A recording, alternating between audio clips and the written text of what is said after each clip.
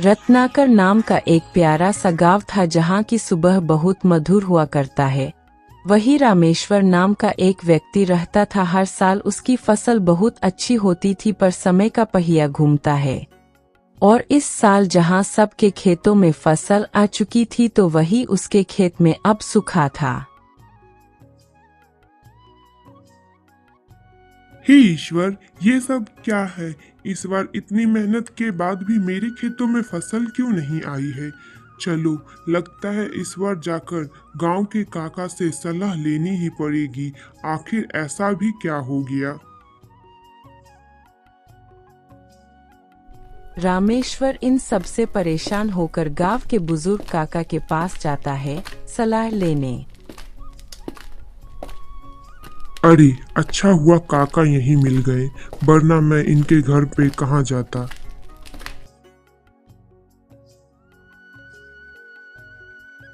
अरे वाह काका, अच्छा हुआ आप यहीं पे मिल गए। मैं आप ही से मिलने के लिए आ रहा था। अरे भाई, ऐसी भी क्या जरूरत आन पड़ी कि आज इस गांव के बूढ़े ग्वाले काका की याद आ गई, बताओ तो।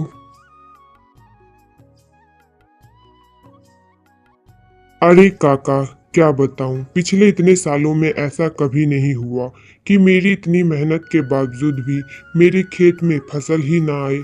जरा देख लेते मेरे खेत को क्या हुआ है तो अच्छा होता।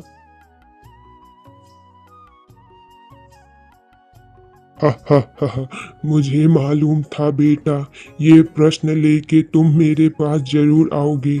मैंने सुबह ही तुम्हारी खेतों को देखा। दरअसल बात कुछ नहीं है, जिस प्रकार हमें आराम चाहिए होता है उसी प्रकार हमारे खेतों को भी तुम्हें 1 या 2 साल अपने खेतों को आराम देना होगा, वरना वो हमेशा के लिए बंजर रह जाएगा, समझे तुम? अरे हाँ रामेश्वर, खेतों की अगर उर्वरक क्षमता अच्छी बनाए रखनी है तो तुम्हें 1-2 साल के लिए उसे आराम देना ही पड़ेगा, समझे तुम या नहीं, बताओ तो। ओ, ऐसी बात है क्या काका? पर अब क्या होगा? खेत ही तो मेरी रोजी रोटी है, अब क्या करूँगा? अच्छा, घर चलता हूँ, भाग्यवान से इस बारे में बात करनी होगी मुझे। रामेश्वर अपने मन में यह सोचते हुए घर जाता है कि उसकी पत्नी तो उसकी कुछ न कुछ जरूर मदद करेगी। वह रास्ते भर यही बोलते हुए घर पहुंचता है। फिर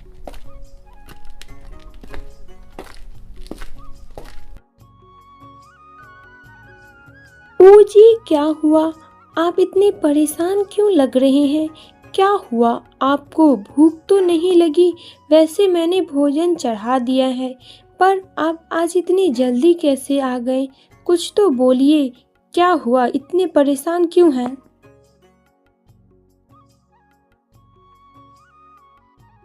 हाँ भाग्यवान, परेशानी की बात तो है। बूढ़े ग्वाले काका ने हमें बोला है कि हमें अपने खेतों को 1-2 साल के लिए आराम देना होगा, समझी? अब बताओ हम क्या करें?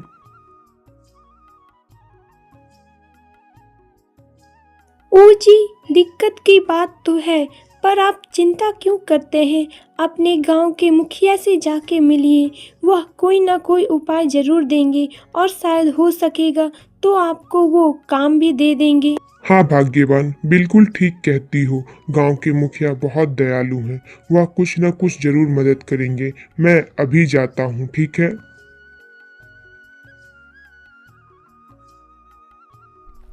अपनी पत्नी से बातें करके वह मुखिया के घर के लिए निकलता है। बस गांव के मुखिया ही हैं जो हमारी मदद करेंगे, और कोई नहीं, मुझे नहीं लगता। वह मुखिया के घर पर पहुंचकर बोलता है।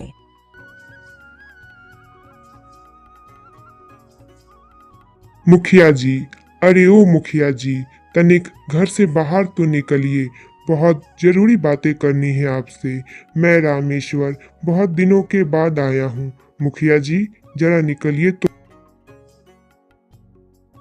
मुखिया घर से बाहर निकलता है और बोलता है। अरे क्या बात है रामेश्वर, बड़े दिनों के बाद आज तुम्हें मुखिया जी की याद आई है। बताओ तो जरा, क्या कुछ काम है? मुखिया जी कृपया कर मेरी मदद करिए। मैं अपने खेतों में 2-3 साल तक फसल नहीं लगा सकता। अगर लगाया तो खेत बंजर हो जाएंगे। ओह अच्छा अच्छा, मैं समझ गया। मतलब तुम्हें मेरे पास कुछ काम चाहिए। देखो भैया रामेश्वर, काम तो कुछ नहीं है। हाँ, मेरे पास एक गांव के बाहर खेत बहुत बड़ी पड़ी हुई है। तुम चाहो तो उसमें फसल लगा करके खा सकते हो और रह सकते हो, समझे? बदले में कुछ पैसे दे देना। आपका बहुत बहुत धन्यवाद मुखिया जी। मुझे मालूम था आप मेरी मदद जरूर करोगे। ठीक है, अब मैं चलता हूँ। धन्यवाद आपका।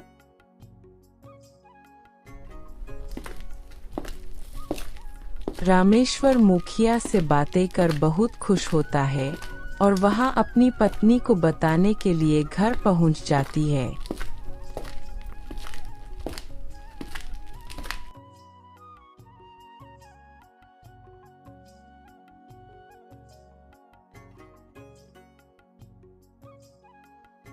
अरे भाग्यवान, तुमने सही ही कहा था कि मुखिया जी हमारी मदद जरूर करेंगे।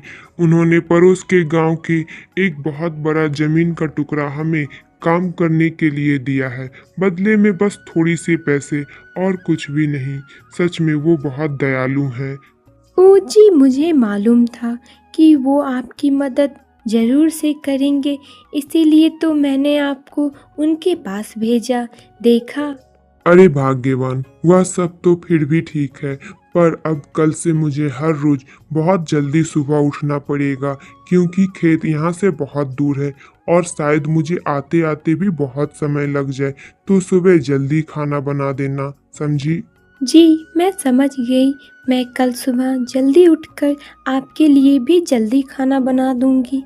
ठीक है। आज सूर्य का एक नई किरण निकलेगा। रामेश्वर बहुत खुश है। उसकी पत्नी ने आज सुबह सुबह ही भोजन बना दिया है। अरे वाह भाग्यवान, खाना तो तुमने बड़ी सुबह और बड़ी जल्दी बना दिया। वाह वाह, बहुत अच्छा खाना है। पर याद रखना, मुझे आने में उधर से लेट होगी, तो चिंता मत करना।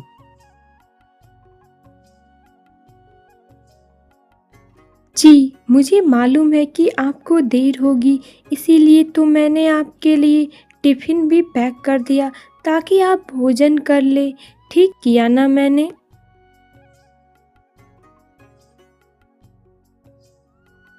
हाँ भाग्यवान, तुमने बहुत अच्छा किया। सचमुच मुझे आज गृह लक्ष्मी मिल गई। लाओ, अब जल्दी से मुझे मेरा डब्बा दे दो।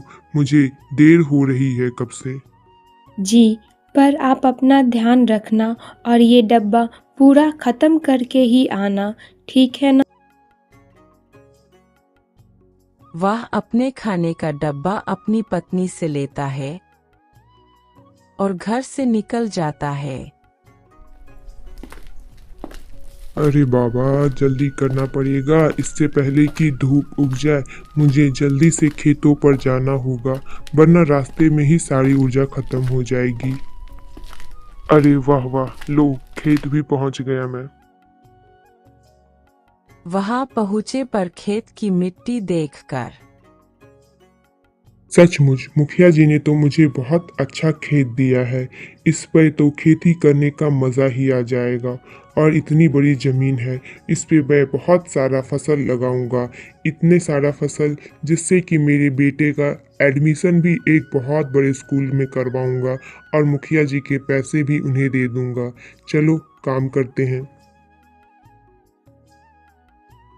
रामेश्वर आज बहुत खुश था। वह दिन भर बहुत परिश्रम करता है। इतना काम करता करते कब संध्या हो जाती है, उसे पता ही नहीं चलता। अरे बाप रे, काम करते करते तो पता ही नहीं चला कि कब इतनी शाम हो गई। सचमुच इतनी देर होगी। भाग्यवान घर में परेशान होती होगी। मुझे जल्दी यहाँ से निकलना पड़ेगा, वरना देरी हो जाएगी। इससे पहले कि रामेश्वर वहां से जाता, एक भयानक सांप ने उसे काट लिया। रामेश्वर वहां बेहोश पड़ा रह गया। इधर उसकी पत्नी और बच्चा इंतजार करते हुए।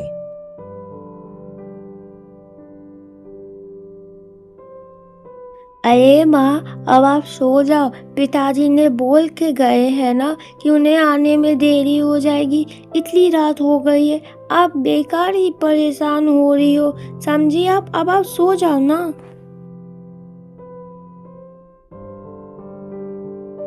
हाँ बेटा, पर मेरा मन ही नहीं मान रहा है। पर अब क्या ही कर सकते हैं, सुबह तक तो इंतजार करना ही पड़ेगा। सुबह तक देखती हूँ, आ जाएंगे वैसे ये। सुबह हुई, रामेश्वर अभी तक घर नहीं लौटा। बस राजू बेटा, अब ज्यादा देर तक मुझे मत रोको। मेरा मन बहुत विचलित हो रहा है। मुझे अभी इसी वक्त मुखिया जी के पास जाके बात करनी होगी उनसे। तुम भी चलो।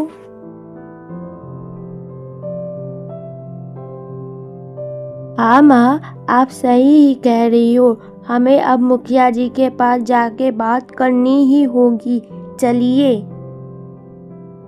दोनों माँ बेटे मुखिया के पास जाते हैं। वहां पहुंचकर मुखिया से बोलते हैं।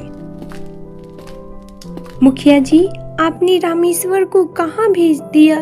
वो अभी तक नहीं आई। इतनी भी कितनी दूर है आपकी खेत? बताइए तो जरा, मुझे बहुत चिंता हो रही है। क्या रामेश्वर अभी तक नहीं आया? पर ऐसा तो नहीं होना चाहिए था। हमें जल्दी अपने खेत में जाके देखना होगा आखिर हुआ क्या है। अब मुखिया राजू और मालती तीन रामू को ढूंढते ढूंढते उसी खेत पर जाकर पहुंचते हैं। वहां रामेश्वर बेहोश पड़ा था, उसे घर लाया जाता है। फिर डॉक्टर बोला, देखिए, मैंने अच्छे से आपके पति को चेक कर लिया है। उन्हें सांप काटने की वजह से बहुत ही गहरा सदमा भी लगा है। जहर का तो इलाज मैंने कर दिया है, पर वो अब जीवित तो हैं, पर वह सो उठ या बोल कुछ नहीं सकते हैं। समझे? उनकी बहुत महंगी दवाइयाँ होंगी।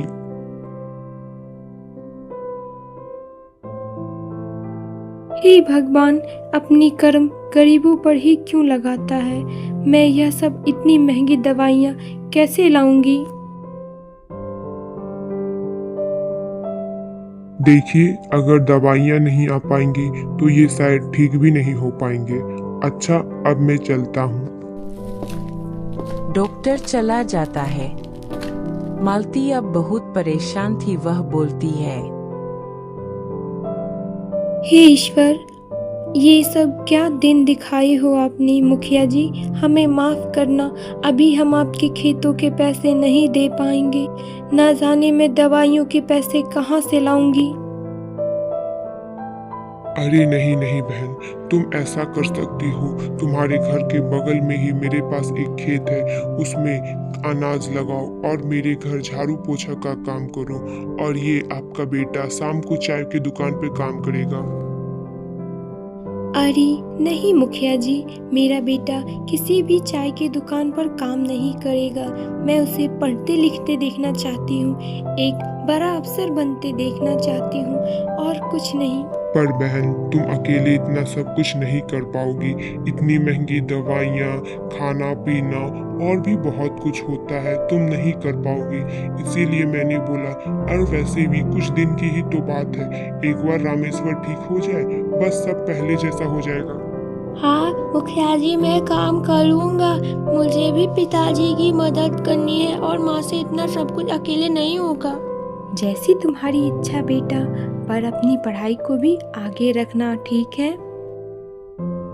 अब मालती दिन भर खेतों में फसल लगाने का काम करती है, तो वहीं शाम में मुखिया के घर झाड़ू पोछा का भी काम करती है। अब रामेश्वर का बेटा राजू भी दिन भर स्कूल में रहता था और शाम को चाय की दुकान पर काम करता था। धीरे धीरे समय का पहिया घूमता है। अब रामेश्वर बिल्कुल ठीक हो चुका है और अपने परिवार के साथ हंसी खुशी जीवन बिता रहा है।